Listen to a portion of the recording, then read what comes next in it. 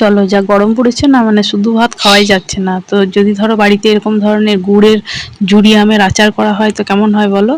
চলো এবার রেসিপিতে যাওয়া যাক। এটা বিনা তেলে অথচ কিন্তু খুব সুন্দরভাবে হবে, আর খুব যে বেশি গুড় লাগবে তা কিন্তু লাগবে না। তার জন্য দেখো আমি এখানে 3টে আমে করব, 3টে আমে কিন্তু অনেকটাই হবে। হ্যাঁ, এগুলো ফালা করে কেটে এই জুড়ি আচারটা হয়, ঠিক আছে? প্রথমে দেখো আমগুলোকে এরকম সুন্দর করে কেটে নেবে। কেটে নিয়ে পরে ধারগুলোতে যেন কোথাও কিছু শিরা টিরা না থাকে। হ্যাঁ, ভালো করে পরিষ্কার করে কিন্তু আগে ছুলে নিতে হবে।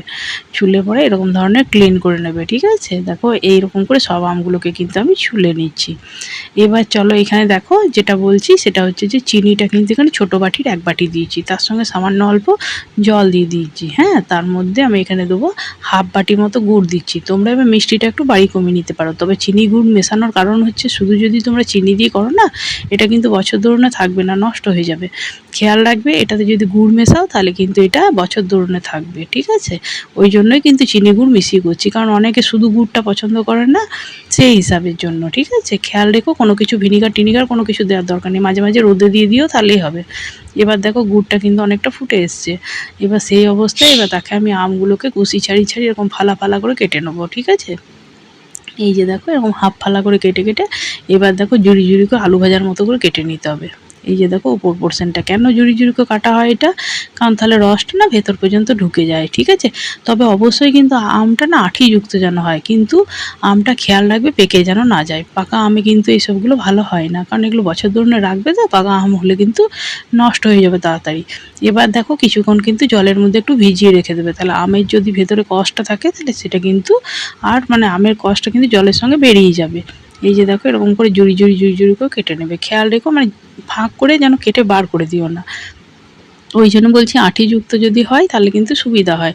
আঁটিযুক্ত হলে আঁটির মধ্যে এই যে জুড়ি জুড়ি কাটছো না, আঁটির মধ্যে যে ধাকাকে মানে মানে ভেঙে যাবে না আমটা। হ্যাঁ, তাহলে সুবিধা হবে। এইসব আমগুলো মানে গুড়ের এই যে আমের রেসিপিগুলো হয় এগুলো কিন্তু আঁটিযুক্ত আমেই হয়। এবার দেখো কিছুক্ষণ ভিজিয়ে রাখার পর এবার দেখো এটাতে সামান্য অল্প নুন আর সামান্য অল্প হলুদ দিয়ে পরে আর একটু সামান্য লঙ্কার গুঁড়ো দিয়ে মাখিয়ে নিয়েছি। মাখিয়ে নিয়ে পরে তারপর আমি গুড়টাতে দেবো, ঠিক আছে? অল্প অল্প কিন্তু সামান্য নুন, সামান্য হলুদ আর সামান্য লঙ্কার গুঁড়ো দিয়ে মাখিয়ে নিয়ে এবার দেখো গুড়টা ফুটে উঠেছিল দেখলে, গুড় চিনির রসটা। এবার তার মধ্যে এবার আমটাকে দিয়ে এবার আমি ঢাকা চাপা দিয়ে দেবো। এমনি করে করে বেশ কিছুক্ষণ করব। দেখো বেশ কিছুক্ষণ হওয়ার পর আমি আবার উল্টে দিচ্ছি। একবার উল্টে দিলে আবার ওই সাইডটা হবে, ঠিক আছে? এক পালট হওয়ার পরে আবার কিন্তু কিছুক্ষণ বাদে আবার আমি আসবো। এই যে দেখো এরকম করে আবার কিন্তু ঢাকা দিয়ে দেবো। তাহলে কী হবে বলো তো, এরকম করে আমটা সেদ্ধও হয়ে যাবে আর আমটার মধ্যে খুব সুন্দরভাবে এই যে যে গুড় চিনি শিরাটা আছে সেটা কিন্তু খুব সুন্দরভাবে ঢুকে যাবে। এই যে দেখো বারবার এরকম করে মানে ওলট পালট করে দিতে হবে, ঠিক আছে?